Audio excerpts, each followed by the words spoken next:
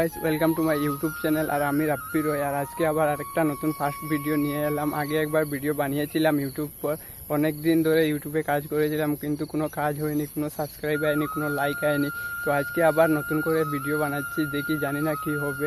আপনারা শুধু ভালোবাসাই লাগে, ভালোবাসা যদি থাকে আমার দিকে তাহলে তো আমার সাবস্ক্রাইবার এমনিতেই বেড়ে যাবে, লাইক বেড়ে যাবে, সব কিছু এমনিতেই হয়ে যাবে। কিন্তু আমরা এই দেখো গ্রামের লোক, গ্রামে তো সব আমরা কাজ করি, শাক সবজি এসব নিয়েই আমরা থাকি সবসময়।